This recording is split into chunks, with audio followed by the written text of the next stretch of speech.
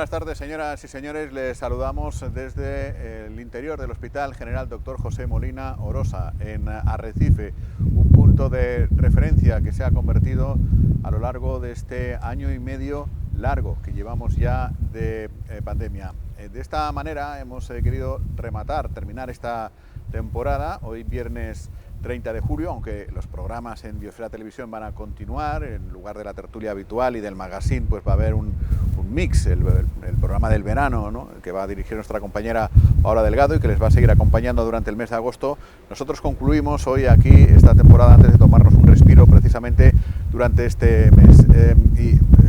Hemos querido estar hoy en este lugar de referencia a lo largo de la pandemia, pues de alguna manera para trasladar, para amplificar el reconocimiento que creo que todo el mundo debemos al enorme esfuerzo que se ha realizado desde el área de salud de Lanzarote en general, desde este centro, desde el hospital, pero también desde todos y cada uno de los centros de salud y por parte de todos y cada uno del personal, desde el limpiador o limpiadora que acaba de entrar hasta, en fin, la dirección política del área de salud. Y no se nos ha ocurrido mejor manera que tratar de dar las gracias o de tributar este modesto homenaje a todo este personal que dándoles más trabajo, que viniéndonos directamente a su casa, entrar en el hospital, ponerlos un poco patas arriba y decir, bueno, pues muchas gracias. Antes que nada, estamos en el Hospital General, ya lo he dicho, y estamos sin mascarilla. Ahora verán a los invitados y les explico muy rápidamente por qué. Además de estar los 4 vacunados, guardamos las distancias de seguridad que se deben de guardar siempre, se deben de seguir guardando. Estamos al aire libre, en un lugar sin techo, en un patio interior, es decir, que cumplimos también con todas las medidas que se nos recomiendan para poder estar sin mascarilla. De esta manera, creemos que es una forma más amable de entrar en sus casas, de aquellas personas que tengan alguna incluso dificultad auditiva, pueden a través de leer los labios entendernos mejor. Bueno, es simplemente este hecho y no corremos desde luego ningún tipo de peligro absolutamente nadie. Dicho esto, les presento a mi compañera de redacción, periodista Paola Delgado, que nos acompaña también esta tarde. ¿Qué tal, Paola? Muy buenas. Hola, muy buenas tardes, Jaime. Encantada de estar aquí hoy. Muy bienvenida. Yo creo que hemos hecho muy bien viniendo y molestando a toda esta gente que nos atiende aquí. Pero creo que lo merecen. Bueno, y lo primero que hacemos es saludar a la directora del área de salud, la responsable política de la sanidad, digamos, en el Lanzarote, una mujer que durante todo este tiempo de pandemia y de no pandemia también ha guardado un perfil bajo. El protagonismo ha sido de todo el personal sanitario, pero naturalmente ella tenía que estar aquí en este programa y a ella debemos en primer lugar que agradecerle que nos haya dejado entrar. Noelia, muy buenas tardes. Hola, buenas tardes. Muy bienvenida y muchas gracias. Encantada de que nos invadan de esta manera. Muchísimas gracias. Y a una persona que sí, ya la hemos visto bastante a menudo durante este año y medio y que nos ha ayudado mucho a la hora de entender qué es lo que nos está pasando, por qué nos está pasando y de guiarnos un poquito para que en la medida de las posibilidades nos dejen de pasar tantas cosas como nos está pasando. Es el gerente del área de salud, José Luis Aparicio. Doctor, ¿qué tal, José Luis? Muy buenas tardes. Buenos días, Jaime, buenos días, Paulo. Bienvenidos a su casa, a la casa de todos ustedes y todos los que nos están viendo. No es una invasión, es un placer recibir visitas y agradables como esta. Bueno, y entramos en materia ya. Antes les explico que lo que me acaba de crecer aquí en el pecho no es fruto de la casualidad. Habrán notado que había un pequeño ruidito, que es el viento, el aire que corre, y bueno, en un descuido de todos nosotros, nuestros compañeros de sonido, que han sido muy hábiles, nos han puesto este cortavientos y espero que el sonido sea mejor. Y una última cosa, si notan movimiento por los pasillos que tenemos a nuestras espaldas, pues es normal. Estamos en el Hospital General, continúa con su actividad normal, hay gente que va, que viene por muchísimos motivos y por tanto es la vida misma y en directo. Noelia, terminamos mes, julio, la pandemia sigue ahí, año y medio después, largo. ¿Qué reflexión nos puedes hacer? ¿Cómo se está viviendo todo este momento en el Hospital Insular General, que en el área de salud la gente ha respondido? Bueno, después de haber pasado unos meses complicados al principio de año, la verdad que la situación en la que estamos ahora es muy diferente. El hospital pues tiene solamente un ingresado y la sensación es que vamos haciendo las cosas bien, llevamos un ritmo de vacunación bueno y es posible que a principios de la próxima semana, a finales de logremos el objetivo. Entonces, bueno, con esa sensación de esperanza de que parece que pronto esto puede pasar, pero lo que sí es verdad es que ahora mismo no ha pasado y tenemos que seguir manteniendo todas las normas de seguridad. Me imagino que no ha sido fácil coordinar todo esto, porque cuando a una la nombran área de salud, pues bueno, tienes que gestionar, había muchas cosas que hacer, ¿no? La ampliación del hospital, el búnker, no sé cuántos, pero es que de repente se te monta esto y dices, ¿y ahora qué hacemos, no? Claro, uno entra con las ideas de hacer cosas positivas y trabajar en proyectos que son necesarios para la isla de Lanzarote, y a los poquitos meses pues entramos en pandemia y todo, y se descoloca un poquito, ¿no? Pero bueno, hemos podido trabajar de cierta forma, de forma paralela para poder sacar los proyectos adelante. De hecho, ya tenemos el búnker en la situación en la que está, la unidad de hemodinámica.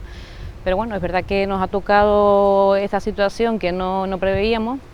Yo creo que más o menos vamos saliendo airosos y contentos por el trabajo realizado también. Bueno, y eso que está aquí delante él, pero bueno, también que te has encontrado un gerente que, sí, vamos, que ha ido adelantándose a los acontecimientos, pero de una manera espectacular, ¿no? Sí, el gerente y todo el equipo directivo que tiene es un placer, la verdad, trabajar con ellos, porque han realizado una labor desde el principio, desde el minuto cero, desde que en enero empezamos con las reuniones para coordinar todo algo que era nuevo para todos, ¿no? Y con el tema de pues, el movimiento de muestras, de cómo se tenían que trasladar, todo eso desde enero del 2019 se empezaron con las reuniones, viéndolo como un poco lejano, ¿no? Porque todavía en España no había habido caso, excepto el 30 de enero, que fue el primer caso, y a partir de ahí fue pues trabajar a marchas forzadas, como bien dice, ellos adelantándose a todas las situaciones que podían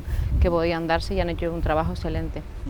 Claro, porque sí que es cierto que, como bien dice, las cosas han sido un poquito más fáciles, ¿no? Dentro de lo que cabe, gracias al gran equipo que conforman todos, y así lo hemos percibido nosotros también, porque el nivel, la verdad, de transparencia a todos los niveles aquí en Lanzarote ha sido increíble, y lo hemos percibido así los medios de comunicación.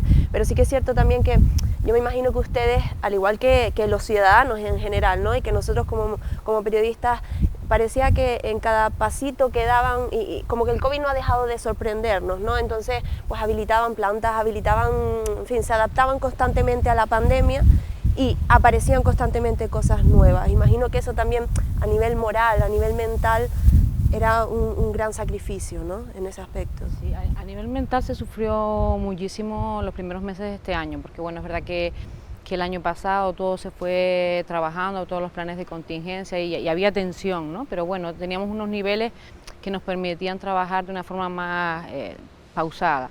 Es verdad que luego en enero fue todo un constante cambio durante día a día, y el equipo que maneja Pepe Aparicio, la verdad que era capaz de adaptarse en cualquier momento, cambiar una planta de un día para otro, trabajar de tarde, casi noche, el personal sin importarles los horarios. Eso ha hecho que las cosas sean mucho más fáciles, pero es verdad que el sacrificio y la situación moral de muchos trabajadores, pues, lógicamente creo que estará un poco tocada, ¿no? Aparicio, ¿recuerdas? Vamos a volver a los orígenes.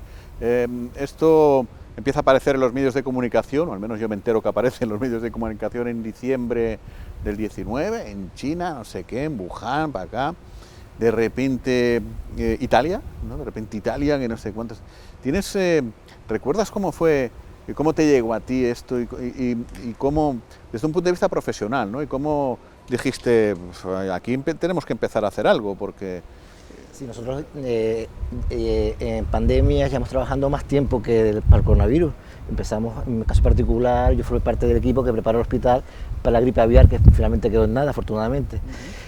Cuando empezamos a ver las primeras imágenes de China, lo primero que hicimos el equipo directivo era comprobar que los EPIs y el material que se había comprado, que se había adquirido por la gerencia de entonces para el tema de la gripe aviar, seguía existiendo y estaba operativo. Ajá. Y vimos que sí, que parte sí, pero parte no. Hasta esa fecha, hasta esta crisis sanitaria, el protocolo de enfermedades raras, enfermedades emergentes era muy diferente del actual. En principio todas las gerencias periféricas, de islas periféricas, teníamos material para mantener al paciente 1 o 2 días y enviarlo a la Candelaria, que es centro de referencia. Cuando llegó el primer paciente a La Gomera, vimos que eso no iba a ser así, porque iba a ser imposible, la Candelaria no iba a soportar el peso que se veía en las imágenes de la televisión, y decidimos comprar muchos EPI. ¿Ese fue el punto de inflexión? Cuando en La Gomera apareció el primer caso, tú dijiste, Tate, aquí hay que empezar a armarse. Hemos comprado EPIs antes porque hemos visto que habíamos hecho cálculos, un paciente, 15 días, aquí cuánto tiempo, y vimos que no teníamos stock suficiente para mantener. Ya habíamos hecho aprovisionamiento de EPI, que fue lo que nos salvó de quedarnos sin EPI cuando llegó realmente la pandemia, que parte de ese aprovisionamiento ya había llegado y parte no. Por eso estábamos ahí justo a caballo entre llegar, no llegar, y finalmente llegamos. Finalmente hubo que hacer una política muy racional, de raciocinio, ¿no?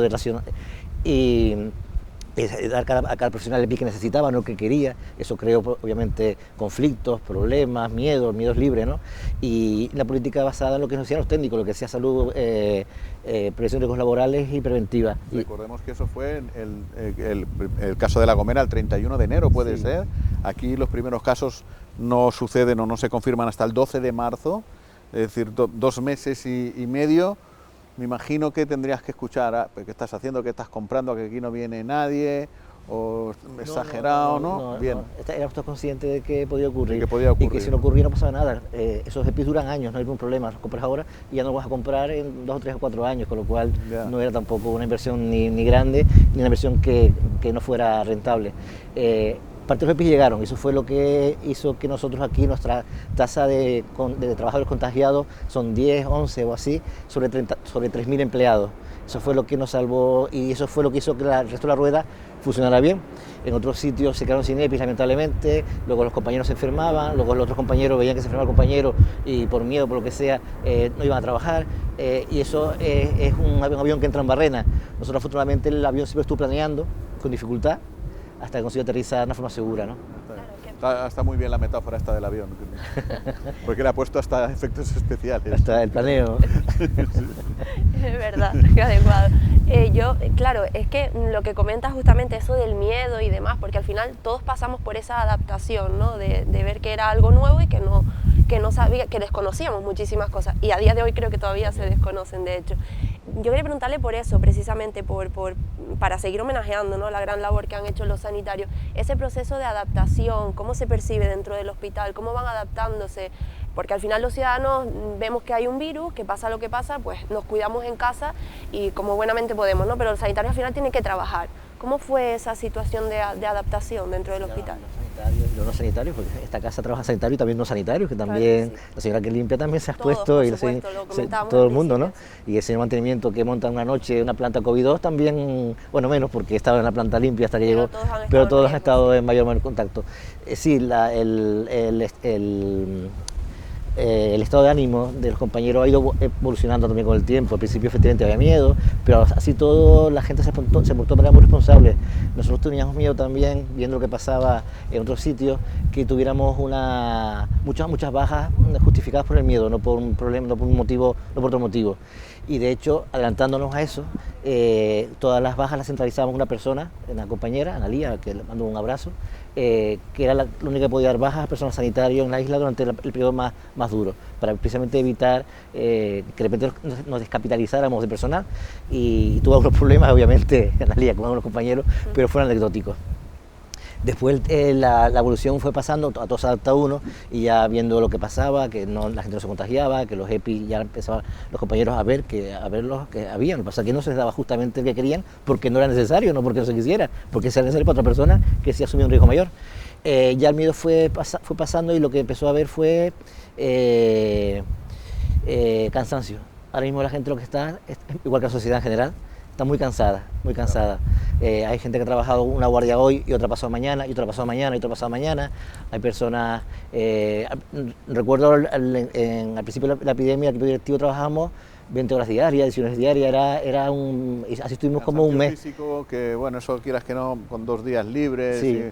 Una tilita y unos mimos de la pareja o de la familia, más o menos se lleva, pero el problema mental, efectivamente, el cansancio mental. Es más complejo, ¿no? Y teniendo en cuenta también, acabas de comentar lo de arroparse por parte de la familia, que eso ayuda muchísimo muchas veces.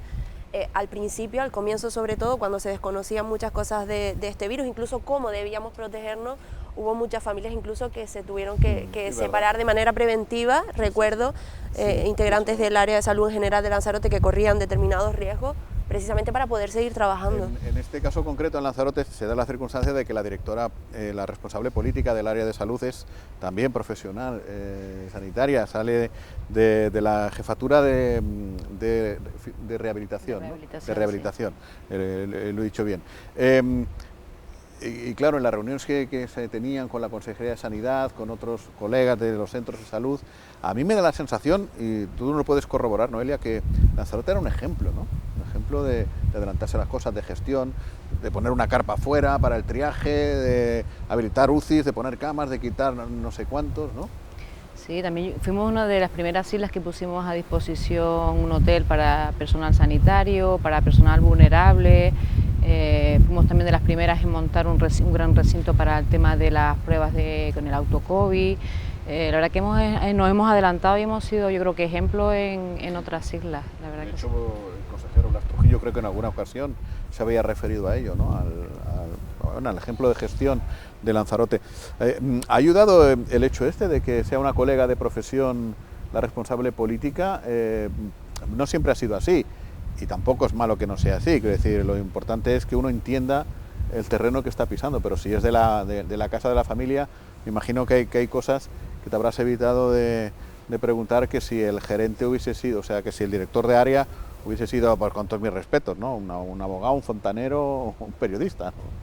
Yo creo que la directora, no por ser la pelota a mi jefa, más que su faceta profesional, que obviamente lo es, una profesional, su carácter, su personalidad, su templanza, su responsabilidad, su capacidad de trabajo, de sacrificio, su discreción.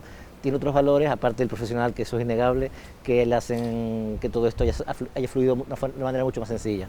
Me vas a hacer llorar, Pepe. Pero Noelia, en algún momento sí que presión ha tenido que haber. No sé si cuando las UCI estaban muy llenas, 2 plantas de COVID, no tanto por la salud, que también, y eso es lo primero, de los pacientes, cuanto porque es que el hospital se te iba quedando pequeño, se te iba estrechando, ¿no? Varias, incluso unas que no han salido, digamos, a los medios. Bueno, ahora es el momento. Sí, sí. Aparte sí, de la presión, que era la más, digamos, fuerte con el tema de las UBI, porque las camas de UBI son las que son, y el hospital se adaptó muy bien y pudo ampliar esas camas de UCI. Cuando al principio se anularon vuelos a Gran Canaria, que nuestros pacientes tenían que seguir yendo a tratamiento oncológico, se cerraron hoteles y nuestros pacientes tenían que seguir yendo y pasar noches allá. La verdad que desde la dirección de área, y también tengo que respaldar a Analía, la inspectora, se hizo un trabajo espectacular para que cada paciente tuviera un sitio donde alojarse, hablar con Iberia constantemente para que el paciente no se quedara sin volar, que hubieran plazas reservadas. Ha sido un trabajo constante durante todo el año, y la presión hospitalaria, como tú dices, también pues sí ha habido, claro, bastante. Mira, mil detalles que se nos escapan, ¿no? Sí, hay mucho. Porque, en fin, decía Paola, el ejercicio de transparencia que yo corroboro, que se ha hecho durante todo este año y pico, pero, en fin, tampoco hay que contar, no es que no haya que contar todo, es que dices tú, hay tantas cosas que contar, y lamentablemente uno era peor que la otra, ¿no? Que tenías que priorizar, ¿no? En realidad. No, y aparte que al final los profesionales y aquellos que transmiten más están en lo que están, no tienen por qué estar constantemente trasladándolo a la población, en este caso a los medios de comunicación, para trasladarlo nosotros a la población, y más en esos momentos de presión, ¿no? que tan claro, complicados son. Hay que decir que con quien contactaras en el área de salud de Lanzarote, no se tardaba demasiado tiempo en contestar, vía WhatsApp, vía llamada telefónica, vía lo que sea, ¿no? Pero habrá habido algún momento, Aparicio, que has dicho, es que no puedo más, es que tengo que atender aquí lo que tengo que atender y están los medios dándome tal, tengo que dar información. ¿Cuál es el peor momento de todo este año y medio que tú has dicho, estoy a punto ya de que me estalle la cabeza directamente? No, por momentos malos y con ganas de tratar todavía ha habido muchos, pero por la prensa en concreto nunca. No, la verdad es que la prensa siempre se ha... todo en general, los momentos de en presión. general, bueno, vamos a ver, como dice Noelia, hay presiones, roces, hay entre compañeros, momentos de presión. Bueno, no tanto aquí, la verdad es que aquí el equipo es muy estable y muy... pero con otros niveles, que sí que muchas veces ando ganas de decir, pues, me voy a lo mío, me voy a mis niños, a mi pediatría, que es lo que realmente me gusta, pero es verdad que nunca, aunque muchas veces he tenido la tentación de dimitir o lo que sea, pero nunca era buen momento, nunca, porque dejar esto a medias, dejar esto en este momento no era... La única persona ahora mismo que tiene algo de experiencia en este asunto como gerente soy yo aquí en la isla. Nunca fue un momento. Y después todo ese tipo de roces y de problemas se solucionaron de forma inteligente hablando. Bueno, de hecho, un día tomaron la decisión de abrir el hospital a los medios de comunicación para que la opinión pública viera en fin, que era una situación controlada, que había zonas limpias, zonas sucias, un poco también para callar aquellas voces iniciales, que si no había material suficiente, que si no había mascarillas, que si no había EPIs, que si qué peligro tengo, etcétera, etcétera, ¿no? Lo peor es lidiar con esos bulos, porque cuando son reales, pues no te queda más opción que aceptar la realidad y trabajar para mejorarla, pero cuando saltan bulos a los medios y a las redes sociales y además bulos que preocupan después al personal sanitario Claro. y los ponen en una situación de indefensa, pues eso es duro. Para mí personalmente es duro. Es así. ¿Y cómo es ese proceso, y esta pregunta va un poco para los dos, cómo es ese proceso de salir a la calle? Quiero decir, una vez que se conoce, porque al principio podíamos justificar, pues quizás que la gente no entendiese lo que suponía el coronavirus, ¿no? Pero a estas alturas sigue habiendo comportamientos irresponsables y creo que ya deberíamos de tener bastante interiorizado lo que ocurre y lo que puede suponer, ¿no? ¿Cómo es ese proceso de salir a la calle y ver que todavía hay gente que se comporta de manera irresponsable como si esto pues prácticamente no existiese? A veces opta uno por no salir mucho a la calle, la verdad, porque a veces sales en plan paseo a una terraza y empiezas no sé si es por defecto profesional, pero empiezas a mirar quién tiene y quién no tiene mascarilla, o si el restaurante está cumpliendo todas las normas, y te vas poniendo en tensión y la verdad que opta o no ir a dar un paseo donde haya mucha gente, intenta uno irse pues a despejar a medio del campo, a Jable, que soy de Tao, lo que sea, ¿no? Pero es complicado porque tú ya estás cansada, y yo me imagino que toda la población, o sea, no es el personal sanitario, sino cualquier persona consciente que salga a la calle y que vea que todavía hay gente que no respeta, pues... Sí. Claro, es que yo lo digo porque cuando sales, por ejemplo, o cuando te llegan con la gran labor, por ejemplo, que también han hecho, y lo hemos dicho desde el comienzo, los rastreadores, ¿no? Cuando llegan los famosos brotes o cuando sufrimos un pico o un repunte y ven precisamente que es pues a raíz de una fiesta ilegal o de haber incumplido cualquier tipo de normativa, imagino que eso se recibe pues precisamente eso, ¿no? Como ir a un restaurante y ver en tu cara que se están incumpliendo las normas, ¿no? Es bastante complicado de sobrellevar, digamos. Afortunadamente los rastreadores son profesionales de eso, llevan 1 año y medio rastreando, son muy buenos, reconocidos a nivel nacional, es una de las... En la lucha contra este asunto no hay una medida única que haya solucionado, que haya mejorado las cosas, son muchas que han confluido, los rastreadores, pues el equipo directivo, los sanitarios, la dirección de área, el Cabildo también ha hecho mucho. Y los rastreadores en concreto son una cosa a la que siempre presumimos, porque cuando nadie tenía índice de rastreo del 80, el 90, nosotros lo teníamos toda la vida. Cuando no existían los rastreadores, ya estaba Baltasar con nosotros haciendo de rastreador de otras patologías. Y ellos son profesionales, y cuando ven que les engañan, que no les dan información, no lo toman como algo personal, intentan de otra manera cotejar datos por un lado, por otro, ir cazando datos hasta que consiguen hacer un buen rastreo.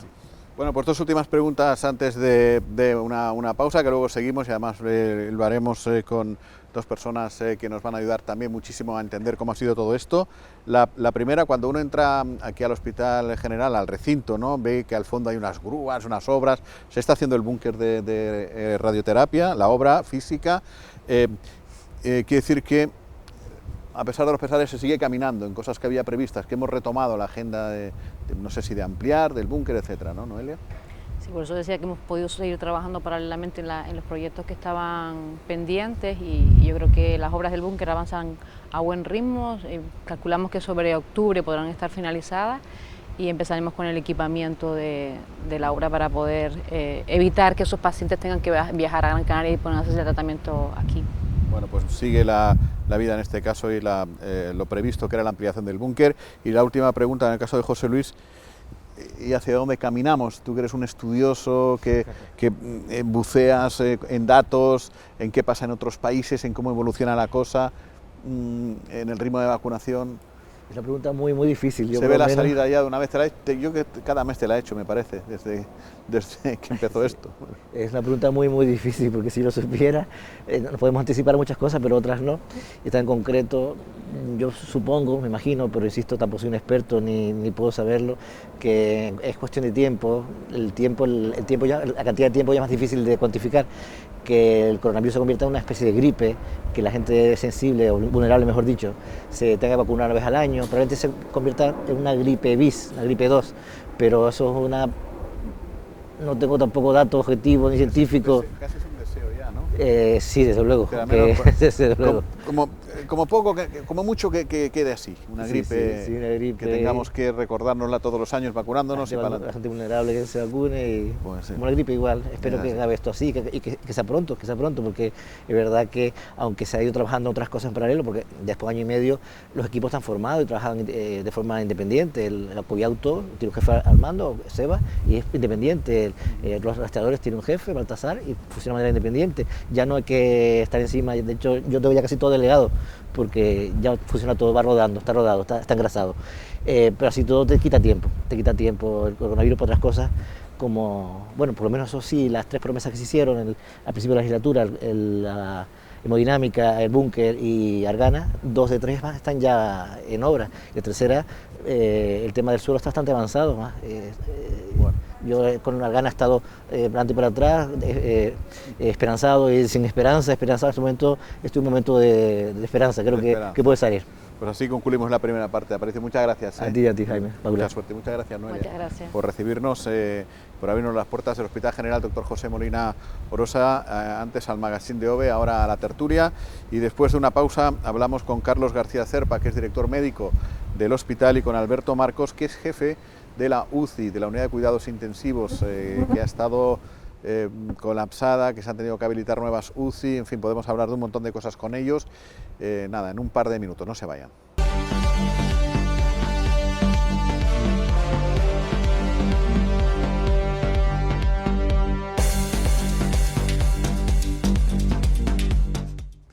Bueno, estamos de vuelta ya, segunda parte de este tiempo de tertulia, que hoy ya lo comentábamos al principio, estamos en el Hospital General Dr. José Molina Orosa, cerrando la temporada y, bueno, pues de alguna manera con nuestra presencia, queriendo agradecer, y nos gustaría canalizar también todo el agradecimiento de la gente que nos está viendo, pues hasta todo el personal del área de salud de Lanzarote, lo decía al principio, desde la persona que acaba de entrar justamente ahora y que es la encargada de mantenimiento o de limpieza, hasta la máxima responsabilidad profesional y política, que ya los hemos tenido también, algunos de ellos en la primera parte. Saludamos ahora a 2 hombres importantes, en realidad todos han sido importantes, pero 2 personas también muy importantes en todo el esquema del área de salud de Lanzarote. Carlos García Cerpa, que es director médico del hospital. Hola Carlos, muy buenas tardes. Hola, muy bienvenido, muchas gracias por aceptarnos en este rinconcito.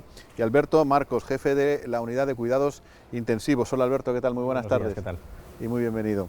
Yo decía antes, Carlos, que eres director médico del hospital, pero que en enero del 2020 eras director médico de un hospital, y este hospital ha cambiado mucho, ha ido cambiando mucho a lo largo, mes a mes, ¿no?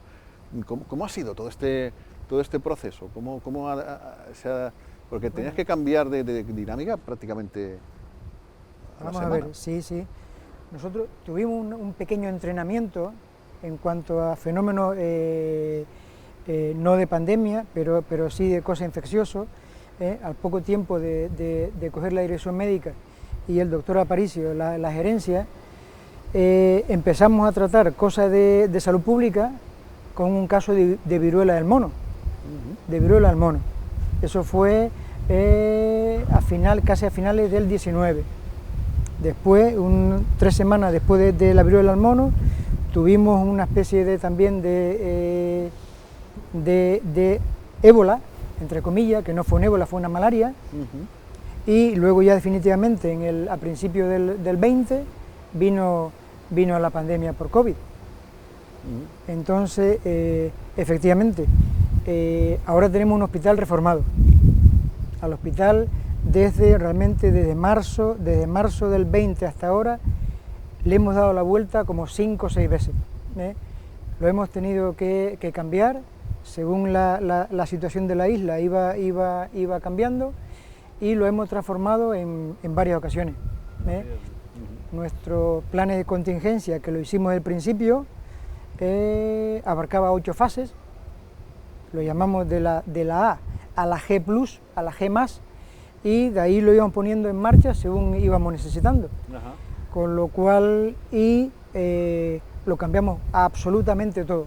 Lo que en los medios hemos ido trasladando, diciendo pues la planta, corrígeme si me equivoco, porque los términos, la planta de cirugía médica se convierte en la planta COVID-2, otra más que había en la posible de 3, las UCI, ahora hablaremos de ello específicamente, que merecen caso aparte también, la sala de reanimación, etcétera, etcétera, ¿no? Todo eso que sí, organizaban ahí ustedes, claro. No, la planta también tuvimos que ir cambiando a medida que íbamos encontrando o algún problema o que debido a las obras nos cerraban la planta. Con lo cual empezamos con una planta dedicada al COVID, luego tuvimos que cambiarla porque la planta que habíamos asignado inicialmente, el flujo de oxígeno no era el adecuado porque era una planta que había que remodelar, entonces tuvimos ya que volver a cambiar y quitar esa planta como prioritaria y dar la prioridad a otra, y luego ya con las obras de hemodinámica, una planta definitivamente se cerró, con lo cual hemos tenido que reestructurar completamente todo. Y en todo este proceso, ¿cómo ha sido la predisposición de todos los sanitarios en general? Esa gestión que teníamos que hacer de recolocar todo, de irnos a un lado y ponernos en otro, ¿cómo ha sido toda esa predisposición por parte de los sanitarios? En 48 horas lo cambiábamos absolutamente todo, sábado, domingo, festivo, a cualquier hora del día o de la noche. Si veíamos que nuestro plan A, B o C se iba llegando al tope, entonces ya nos poníamos todo en marcha, venía toda la gente, la predisposición de la gente, desde el más alto al más pequeño, era absoluta, dedicado a eso, y el objetivo era cambiarlo lo más rápido posible, con lo cual en 24 horas, máximo 48, tenía que estar completamente reformado. Eso habla muy bien de la profesión, porque no es una de las mayores cualidades de los latinos el cambiar los planes de un día para otro, bueno, no, el que nos los hagan cambiar, eso absolutamente no se ha cumplido. Si decíamos tenía que estar hecho en 24 o 48 horas, se cumplía porque la situación era desesperante y no se podía esperar. Claro.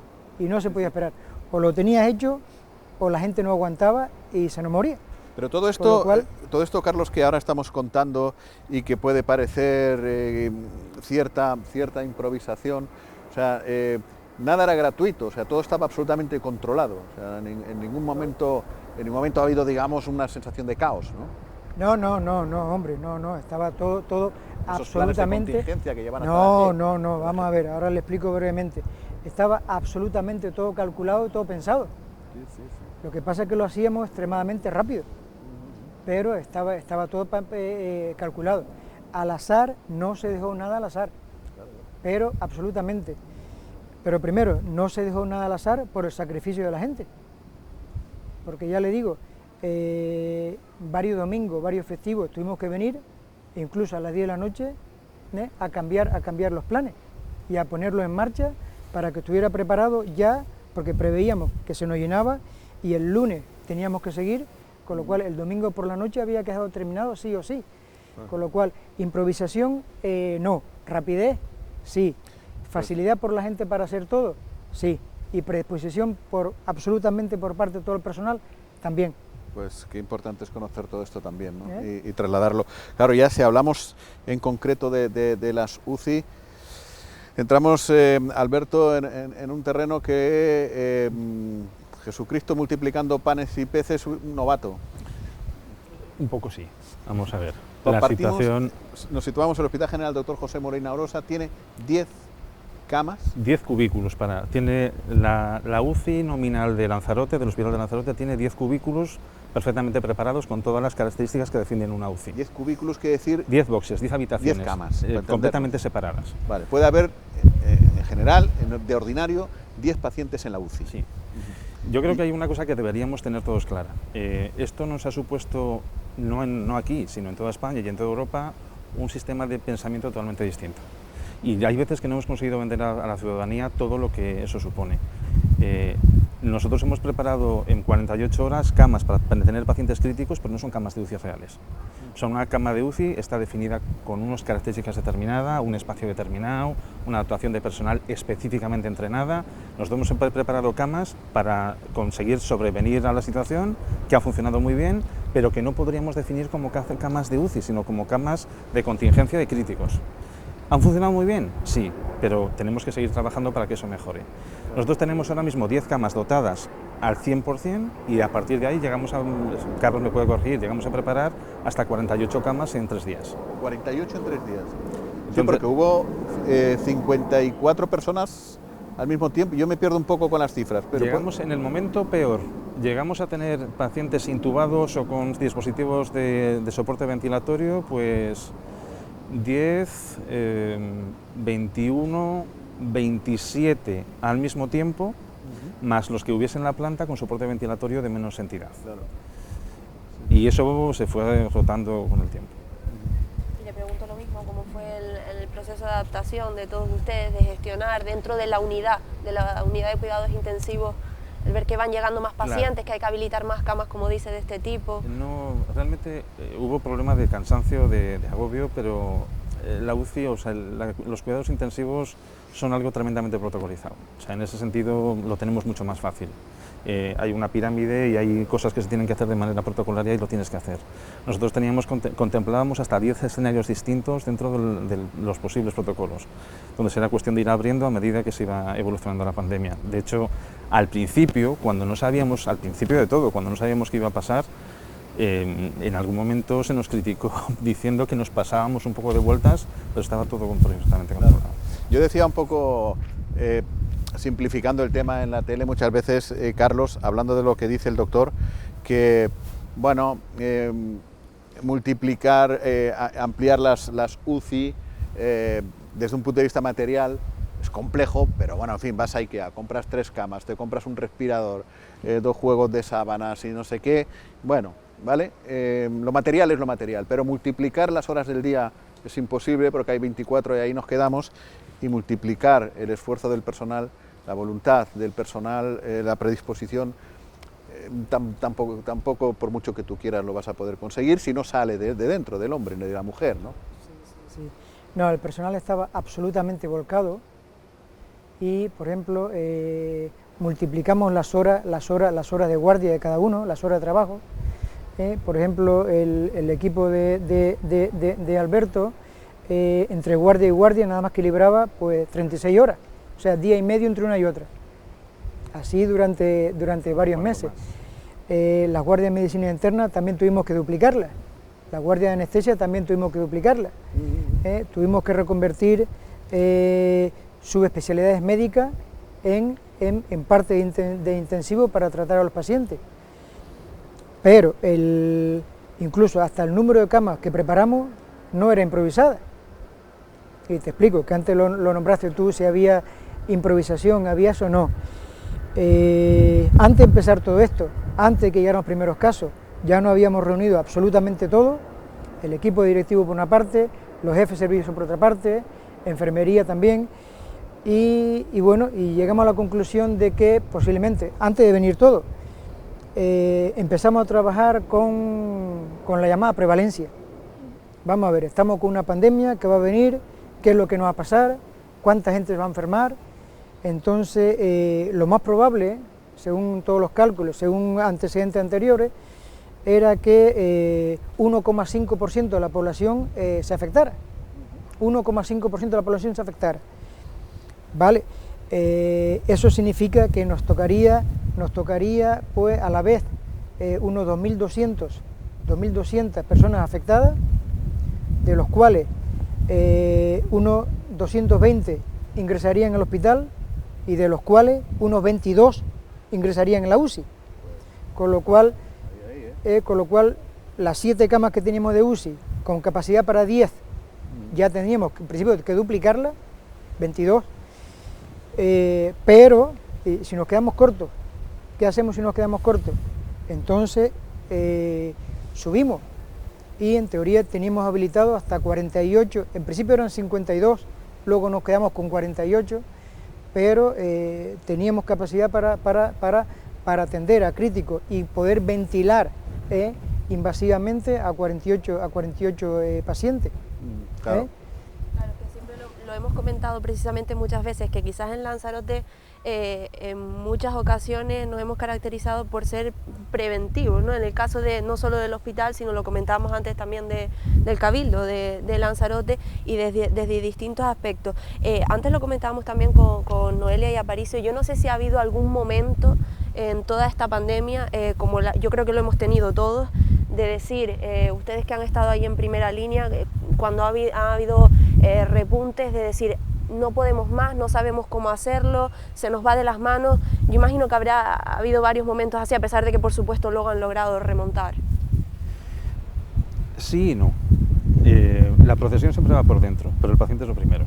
Entonces, si hay algo que caracteriza en general a todas las unidades de críticos, las unidades de intensivos, todas las especialidades anejas, es que el que no mete el hombro se queda fuera.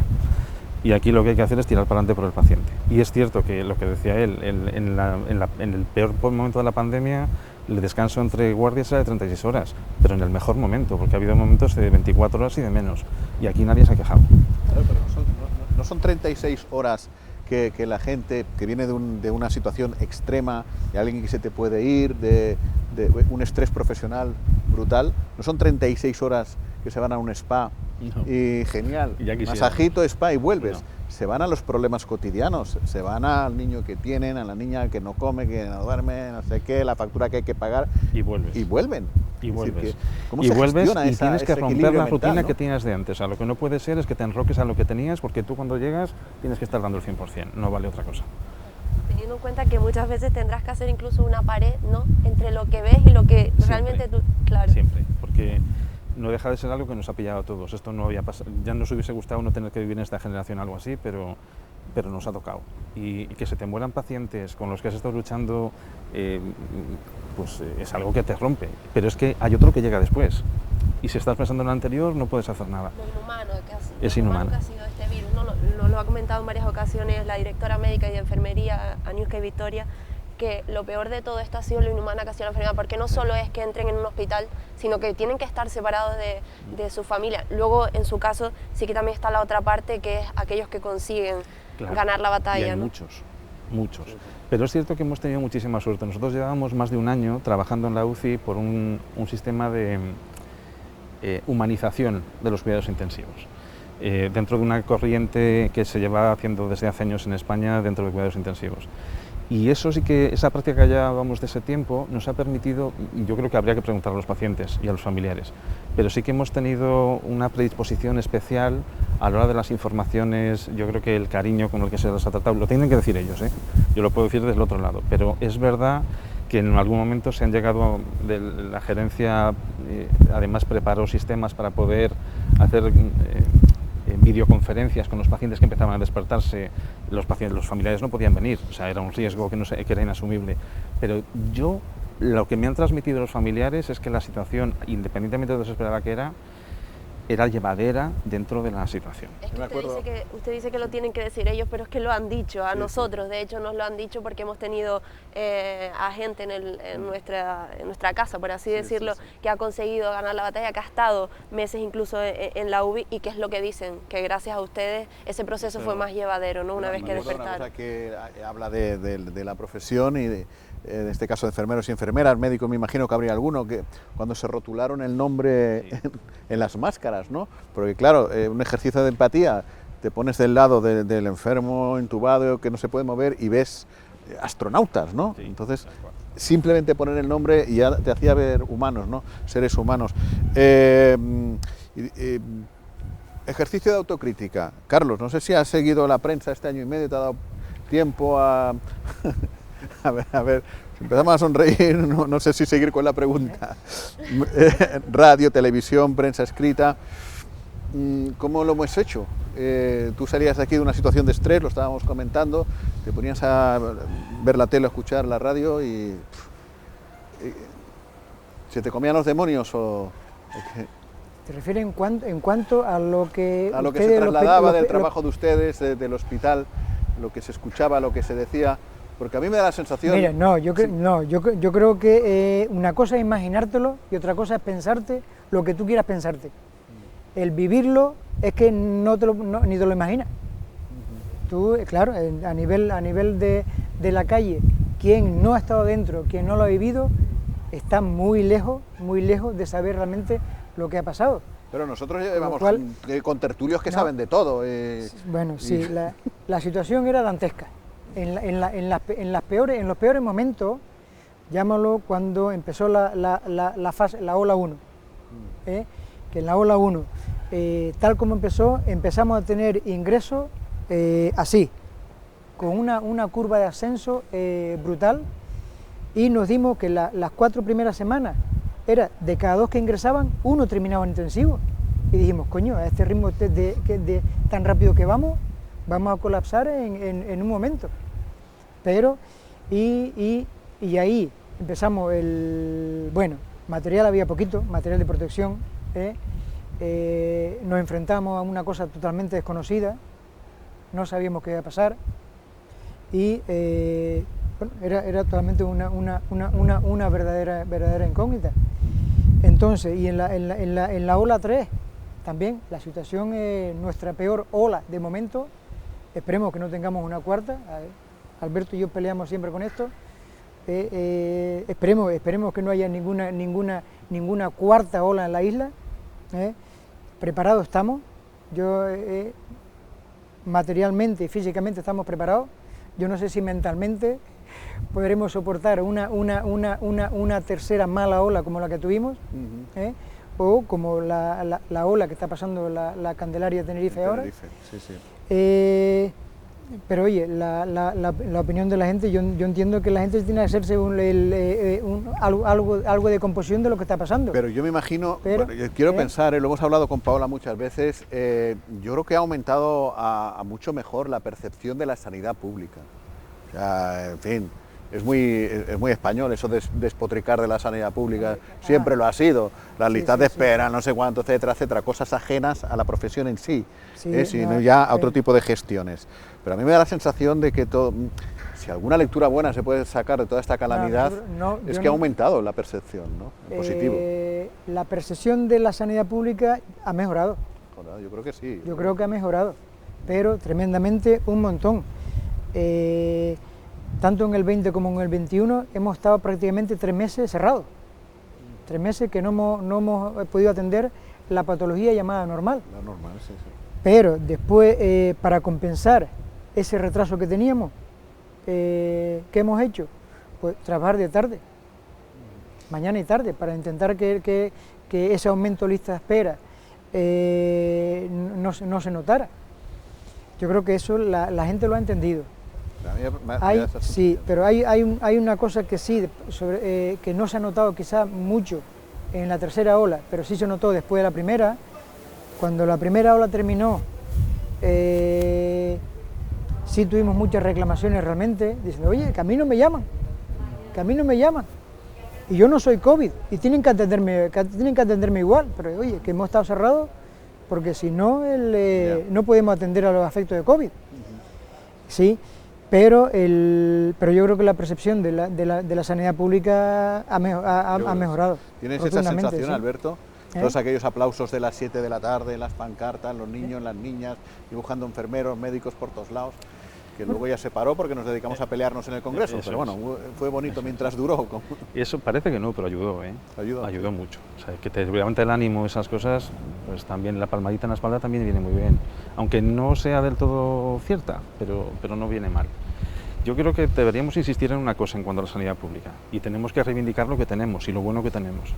Hospitales como el nuestro, con el tamaño que tiene muchísimas ventajas frente a otros hospitales. Primero, la coordinación. Es relativamente sencillo coordinar un hospital como este. Es muy difícil coordinar un hospital con 1000 camas. Y aquí funcionó como un reloj, o sea, la integración entre servicios, entre intensivos, anestesia, medicina interna, neumología. Cuando se recibían los pacientes, se clasificaban y se graduaban para que todo fuese como un río, para que fuese un continuo, para que no hubiese roturas en cuanto al tratamiento. Eso es fundamental. Otra cosa que es importante es pensar que un hospital como el nuestro, que está aislado, porque las islas tienen muchas ventajas pero tienen inconvenientes, tenía una dotación material superior a lo que debería tener o lo que hubiese sido pensable dentro de un hospital como el nuestro, y eso nos permitió en la primera hora aguantar el tirón mucho mejor que otros hospitales, y eso también hay que reivindicarlo. Yo me traslado un poquito más adelante, concretamente en el momento en que sale la vacuna, hablando precisamente de lo que hemos hecho la prensa mejor o peor, ¿no? Al final, porque como comentaba Carlos, qué mejor que escuchar a quienes han estado ahí en primera línea dentro de todo esto, ¿no? Yo no sé si hemos conseguido trasladar bien ese mensaje a raíz de la llegada de la vacuna. Quiero decir, se hablaba mucho de la esperanza, del final, de la luz al final del túnel. Yo no sé si quizás nos hemos sobrepasado un poco y no lo hemos acompañado pero bueno, pero relajarse, porque estamos viendo que la vacuna al final no ha supuesto ningún final, el virus sigue estando ahí. Yo no sé cómo deberíamos de manejar estas ambas cosas. Yo puedo dar mi opinión. Mi opinión es que efectivamente la prensa ha hecho una labor fantástica en cuanto a transmitir algo que es imposible de transmitir si no se vive a la población que no lo puede vivir, porque no estamos hablando de una familia que tiene un paciente porque lo vive en primera persona, o el paciente que sale de la UCI o que sale del hospital. Esas familias normalmente no tienen ningún problema en entender lo que ha pasado. El resto, la transmisión de la prensa a la población ha sido fantástica. Es verdad que el ser humano es como es, entonces tú te agarras a un clavo ardiendo. Y si te dicen que la vacuna va a mejorar, no tienes más remedio que pensarlo. Y cuando te dan la mano, pues llegas hasta el hombro. Entonces, es cierto que a lo mejor estamos en el momento de matizar. Y la vacuna supone una mejoría clarísima, y si no, no hace falta nada más que ver lo que está pasando ahora mismo en España y en el resto de los países de Europa, con los repuntes de la quinta ola, o como la quieran llamar, a pesar de la vacunación, pero no están los hospitales colapsados. O sea, no es lo mismo que la primera vez, con la primera, segunda y tercera olas, que sin las vacunas, con lo mismo estaba todo que se caía. Entonces, hay una mejoría, sí, pero hay que ser prudentes. Y yo creo que ahora estamos en el momento de transmitir prudencia. En conclusión, y después de escuchar los testimonios que hemos escuchado antes con Ove, en el magazine, y los que hemos escuchado ahora Carlos, se puede concluir que lo único pequeño que tiene el Hospital General Dr. José Molina Orosa de Lanzarote es el edificio en sí. Todo lo demás es muy grande. El espacio físico es lo único pequeño que tiene la sanidad en Lanzarote. Todo lo demás es muy grande, ¿no? Todo lo demás muy grande, y el comportamiento de los profesionales ha sido ejemplar, muy grande, sí señor. Y bueno, lo que decía el doctor, que una ventaja el hecho del espacio físico, porque todo ha podido unirse, fluir y tal, es una gran desventaja a la hora de compararnos cómo hemos crecido y el hospital que seguimos teniendo, ¿no? Eso hay que cambiarlo, pero no sé yo si llegará algún día. No, a crecer estamos creciendo y llegará algún día, claro que sí. Y ahora mismo estamos con la parte del búnker de radioterapia, que en septiembre las obras, octubre las obras están terminadas. Después es poner el acelerador lineal dentro y a usarlo. La parte de hemodinámica, pues también, antes final de año está terminada. Y ojalá también en febrero, marzo ya se pueda empezar a usar. Y el crecimiento yo creo que es continuo, como debe ser. Pues desde luego que sí, pero nos quedamos justo con este mensaje de optimismo, de esperanza. Como dirían los mayores, mi madre, hacer bondad este verano, que yo no sé cuándo paseamos por el charco, si lo que vemos nos gusta mucho o no nos gusta mucho. Quien dice el charco dice cualquier otro espacio, pero se simboliza en el charco, que es donde hay más gente. Pero ojalá que a vuelta del próximo mes la cosa esté bastante mejor. Carlos, muchas gracias, enhorabuena por todo el trabajo, aprovechamos para decirlo. Muy bien, gracias a usted. Muchas gracias. Gracias. Alberto, muchas gracias también, y enhorabuena también por todo el trabajo. A ustedes, solamente extender el agradecimiento a todo el equipo de intensivos, tanto médicos, enfermeros, auxiliares de enfermería, celadores y todos los que han colaborado para que esto saliese adelante. Así es. Pues aquí lo vamos a dejar ya por hoy, por esta temporada, desde un punto de vista personal. El lunes regresa Paola, te deseamos muchísimos éxitos en agosto. Te lo agradezco. Y nada, desde aquí por supuesto que la gente invitar, como siempre hacemos al final, a que la gente se mantenga en agosto con nosotros, que vamos a intentar dentro de lo que se pueda que sea un programa entretenido, aire fresco en verano. Bueno, y decirles que de todos los que estamos aquí ahora mismo en el Hospital General Dr. José Molina Orosa, que salvo que sea para dar a luz y cosas de esas bonitas, que no venga nadie más, que nos lo tomemos con calma y que no crezca esto desde un punto de vista de pacientes más de lo que ya está ahora. Una cosa, antes de terminar, Por supuesto. anima a todos tus espectadores que se vacunen. Uy, eso está hecho. Por eso, Eso está hecho. que se vacunen. Hay que vacunarse, sí o sí, y hay que creer en la ciencia. Siempre lo hemos hecho, no sé por qué estamos dudando tanto ahora con todo este proceso. Así que muchas gracias a todos, buen verano y nos vemos en septiembre.